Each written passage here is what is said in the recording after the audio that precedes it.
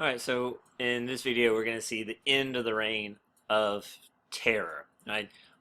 In the last video, we saw that the French government was eventually taken over by the Committee of Public Safety, which will eventually become led by Robespierre, and he's going to use mass violence to crush anti-revolutionaries and to have executed anyone he views as a threat to the revolution. But there was another threat the Committee of Public Safety had to deal with. That was the external threat. By this point, France was at war with Britain, Spain, Portugal, Austria, Prussia, and a couple of the Italian states. Basically, it was surrounded. So what the committee did is they instituted the levee en masse, a draft, basically forced military service to swell the ranks of the French military.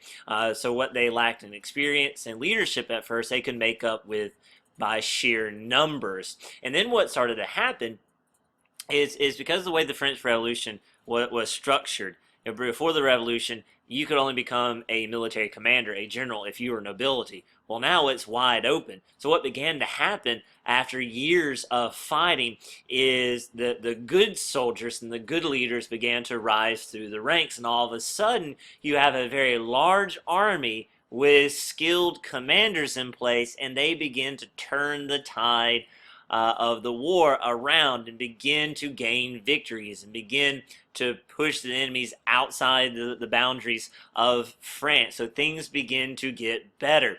So much of the internal rebellion had been crushed. The Vendée had calmed down. The French economy was improving. There was less food shortages. They were gaining military victories. There was a call for the reign of terror to end. One of those men that called for an end was Danton, so Robespierre had him arrested and executed.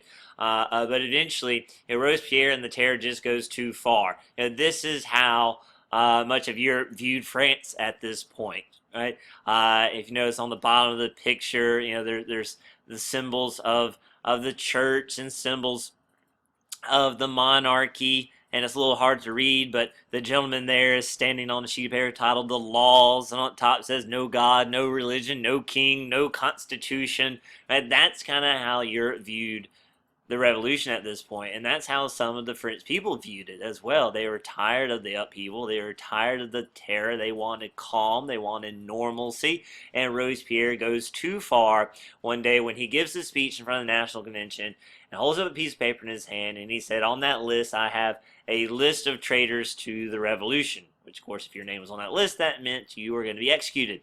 When the National Convention demanded to see the list, to know who was on it, he refused and stormed out.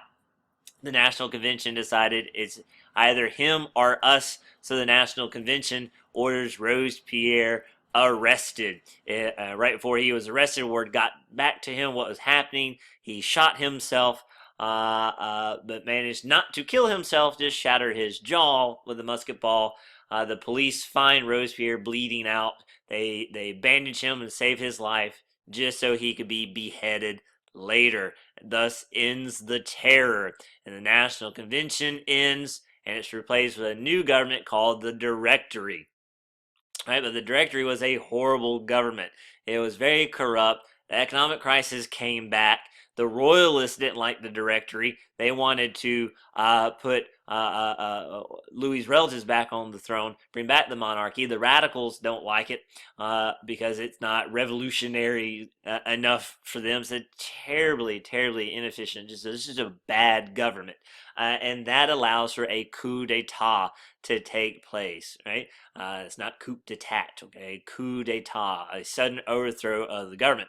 And the man who's going to take advantage of this political situation, of this director being extremely unpopular, is a man who, in the next section, the entire section is about a man named Napoleon Bonaparte. Right, he storms into the legislature with the military and announced that they are no longer in charge. Now, this is how he wanted you to think that day actually happened. This is how the day actually happened when the legislator actually came at Napoleon, and it almost failed, but he survived by the skin of his teeth.